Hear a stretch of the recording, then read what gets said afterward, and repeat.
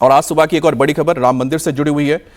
राम मंदिर में चढ़ावा चोरी की जांच कर रही एसआईटी एक बार फिर से अयोध्या जाने की तैयारी कर रही है। इस बीच विश्व हिंदू परिषद ने भी तेवर कड़े कर लिए हैं। वीएचपी के इंटरनेशनल प्रेसिडेंट और एडवोकेट आलोक कुमार ने मांग की है कि राम मंदिर के चढ़ावा चोरी करने वालों के खिलाफ तुरंत एफआईआर दर्ज की जाए और इस मामले की जांच जल्दी से जल्दी पूरी होनी चाहिए।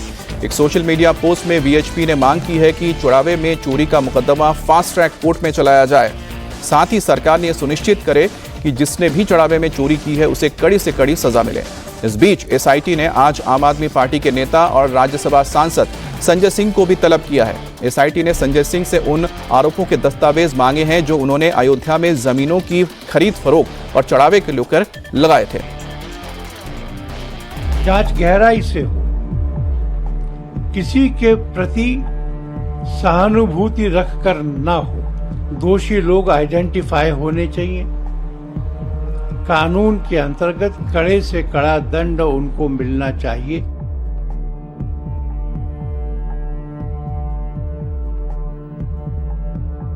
रिपोर्ट के आने तक सब पर कीचड़ उछालने का अधिकार नहीं। ना हम कीचड़ उछालेंगे, ना किसी को सर्टिफिकेट देंगे। जांच के परिणाम की प्रतीक्षा करेंगे। राम मंदिर में चढ़ावा चोरी करने वाला कोई भी चोर बच न पाए। सनातन की आस्था और विश्वास को डगमगाने वाला कोई गुनहगार छूट न जाए। इसके लिए अब विश्व हिंदू परिषद ने भी तेवर कड़े कर लिए हैं। वीएचपी के इंटरनेशनल प्रेसिडेंट और एडवोकेट आलोक कुमार ने बिना लाग लपेट के अपनी मांगें साफ कर दी हैं। वीएचपी ने मांग की है कि राम मंदिर का चढ़ावा चोरी करने वालों के खिलाफ तुरंत एफआईआर दर्ज की जाए। मामले की जांच जल्द से जल्द पूरी की जाए। चढ़ावे में चोरी का मुकदमा फास्ट ट्रैक कोर्ट में चलाया जाए। चढ़ावा चोरी के आरोपियों को कड़ी से कड़ी सजा मिले।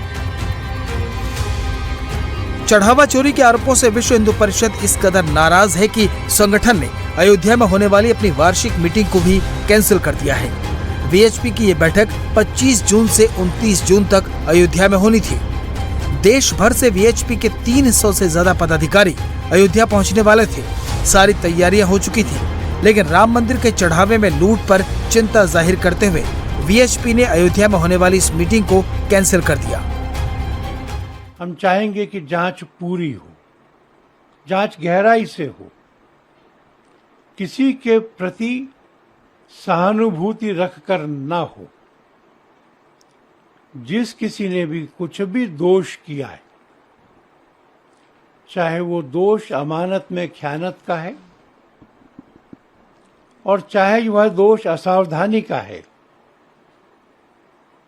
दोषी लोग आइडेंटिफाई होने चाहिए। कानून के अंतर्गत कड़े से कड़ा दंड उनको मिलना चाहिए, चाहे वो जो कोई भी हो।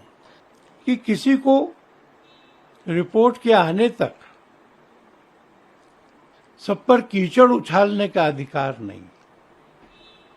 रिपोर्ट की प्रतीक्षा की जानी चाहिए। मुझे किसी ने पूछा कि क्या आप इनके बारे में कहेंगे कि ये शुद्ध है?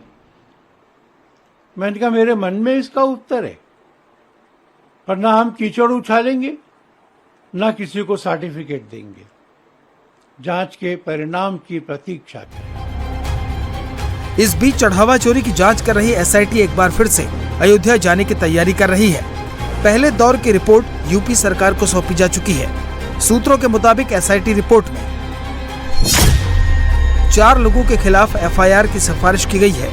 इन 4 लोगों में चंपत राय का एक करीबी व्यक्ति भी शामिल है। एसआईटी ने बैंक वालों के खिलाफ भी कार्रवाई की सिफारिश की है। एसआईटी ने कहा है कि राम मंदिर में चढ़ावे का सिस्टम ठीक से काम नहीं कर रहा है। दान पात्र से चढ़ावा निकालने, काउंटिंग सेंटर तक पहुंचाने में गड़बड़ियां मिली हैं।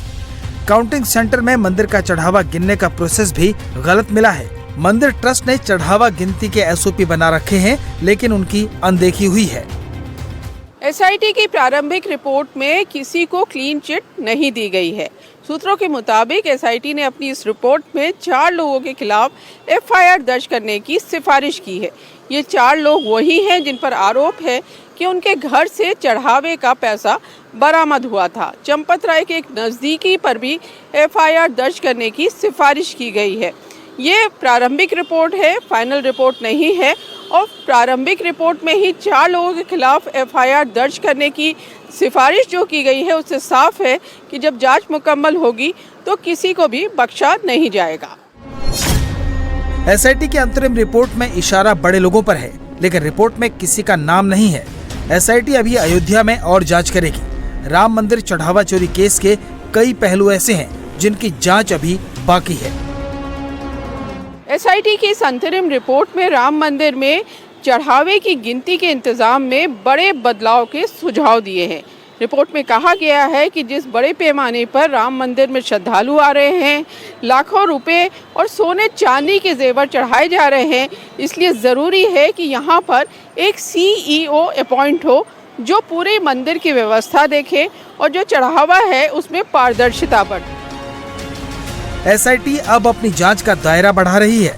एसआईटी ने आम आदमी पार्टी के राज्यसभा सांसद संजय सिंह को आज 11 बजे लखनऊ के मंडलायुक्त कार्यालय में सबूत देने के लिए बुलाया है। संजय सिंह ने राम मंदिर निर्माण में घोटाला और चंदा चोरी को लेकर कई गंभीर आरोप लगाए थे। एसआईटी में तलब किए जाने पर संजय सिंह ने एक्स पोस्ट पर लिखा, प्रभु श्री राम के मंदिर में हुए चढ़ावा और चंदा चोरी की जांच करने वाली एसआईटी ने सुबह 11 बजे लखनऊ मंडलायुक्त कार्यालय पर मुझे बुलाया है। मैं जमीन घोटाले से संबंधित सारे दस्तावेज एसआईटी के अध्यक्ष को सौंपूंगा। इस पूरे विवाद पर निर्मोही अखाड़े की प्रतिक्रिया पहली बार सामने आई है। अखाड़े के अध्यक्ष महंत दिनेंद्र दास राम मंदिर आंदोलन के प्रमुख चेहरों में से एक रहे हैं। उन्होंने बताया कि मंदिर के अंदर हो रही गड़बड़ियों की जानकारी उन्हें अपने शिष्य महिपाल से मिलती रही है। हाँ, महिपाल तो जैसे आया जाया करते थे।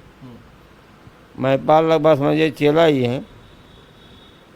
महिपाल जैसे रामलला के अखाड़े का नहीं है, विष का मामला आ गया है, कोई गलती देखते तो बताते थे, हम सुनते रहते थे। लेकिन ऐसी कोई स्थिति नहीं है, सब ठीक ठाक रहा। जिसको आमदनी पैसे चाह रहे थे उनको कष्ट हो रहा है कि हाँ रामलला में ये चोरी, कभी चोरी हो ही, रामलला का नाम कोई चोरी कर सकता है? जहाँ रामलला देख रहे हैं वहाँ चोरी कभी हो ही नहीं सकता। रामलला की बुराई बोलना उचित नहीं है। उनको रामलला अपने आप उसको दंड दे देंगे। हम लोग रामलला के ऊपर कभी सपने में चोरी नहीं कर पाएंगे। और फिर अखाड़ा गलती देते हैं तो दंड देते हैं ना। ऐसा कोई मुख्यमंत्री मिला ही नहीं। जो योगी जी हैं पूरा बैराग हैं, जैसा मुख्यमंत्री कोई मिलेगा ही नहीं। रामलला विराजमान है, ऐसा शांति से रामलला का निर्णय आया, रामलला विराजमान हो गए। पूजा पाठ कोई माहौल ज़्यादा से गर्म ही नहीं हुआ। मतलब यहाँ जितने गर्म थे सब ठंडे हो गए, सब शांति से राम राम पढ़ रहे हैं। समाजवादी पार्टी और अखिलेश यादव लगातार इस मुद्दे को सियासी रंग देने में लगे हैं। अखिलेश यादव अब एसआईटी का अपना नया मतलब समझा रहे हैं। एसआईटी का मतलब क्या हुआ? शेयर इन थेफ्ट या और कुछ बोले हम?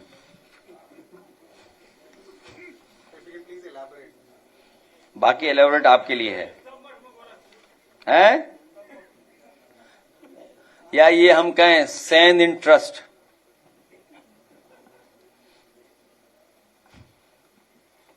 शेयर इन थेफ्ट या कहें सैंड इन ट्रस्ट? ये महापाप हुआ है और आस्था से खिलवाड़ हुई है। पूरे प्रदेश और देश का जो चढ़ावा था, अंतर्राष्ट्रीय स्तर पे भी चढ़ावा था, और हमारे सनातनी परंपराओं पे प्रश्न लगे। ये बहुत सेंसिटिव है, इशू बहुत सेंसिटिव है।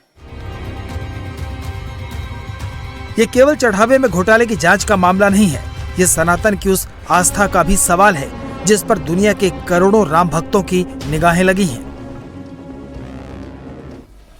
अयोध्या में राम मंदिर के लिए दान देने वालों में हैदराबाद के रहने वाले श्रीनिवास शास्त्री भी हैं। श्रीनिवास शास्त्री ने शिलान्यास के पहले चांदी की ईंट दी, फिर चांदी की चरण पादुकाएं दी, धनुष दान और त्रिशूल के साथ साथ रोटी बनाने वाली मशीन भी दान की।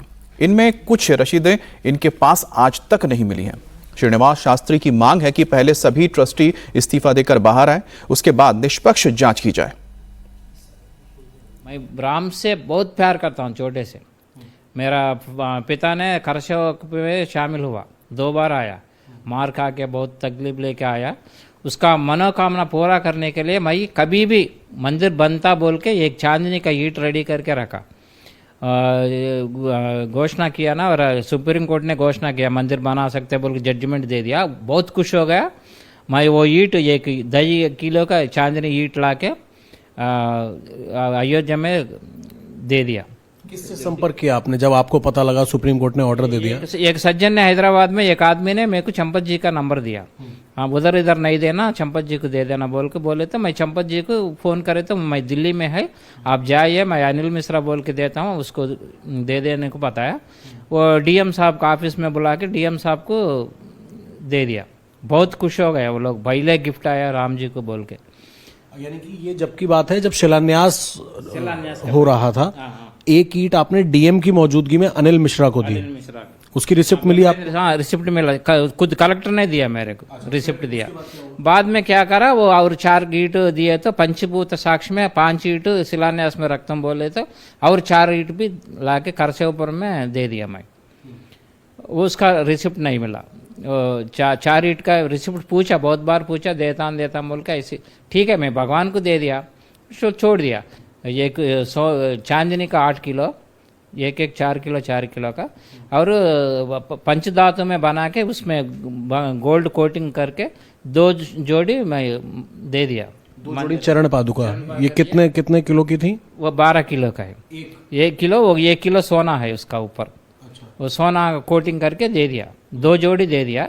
नीचे गोपाल वो टाइम में चंपत जी के पास गए थे, बहुत बिजी में है, उद्घाटन में बिजी है। वो टाइम में कोई बात आया तो चेयरमैन साहब के पास ले गया नीचे गोपाल दास जी, उसका हाथ दे के उससे मैं ऑफिस में जमा करो बोले तो ले जाके जमा कर दिया ऑफिस में।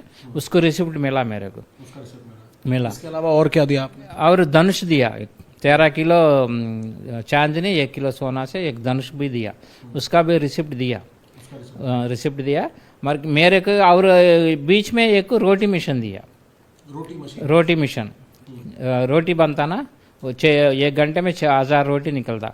वो कार्यक्रम का वर्कर्स को रोटी बना के देते बोल के ईजी आसान हो जाता ना, इसलिए दिया। उसको रिसिप्ट नहीं मिला मेरे। कितने की थी वो मशीन? वो 6 लाख का है, कम से कम 6 लाख का मशीन दिया।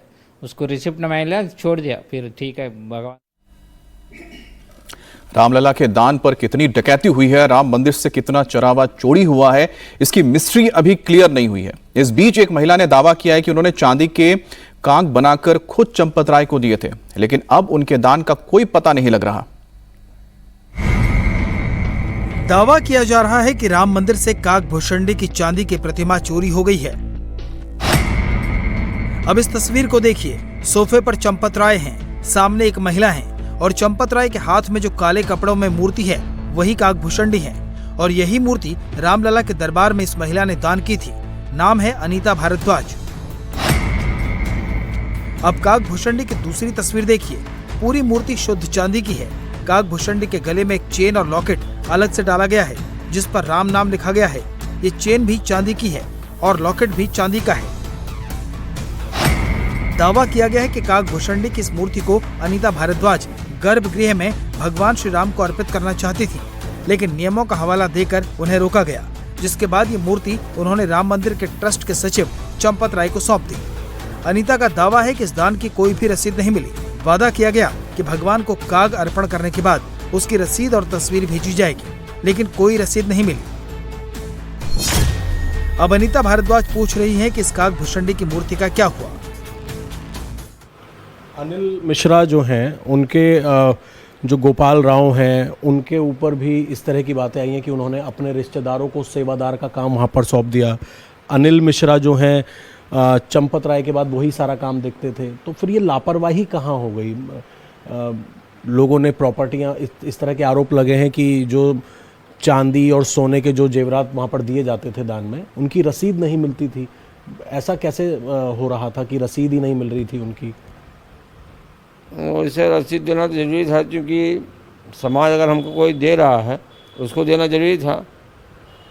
ये दिए भले नहीं है, लेकिन इसमें इन लोगों को गलती नहीं, सब राम के पास सब है, वो सब मिल जाएगा। इसी तरह हर रोज दान देने वाले सवाल उठा रहे हैं। इन सवालों के जवाब एसआईटी को तलाशने हैं।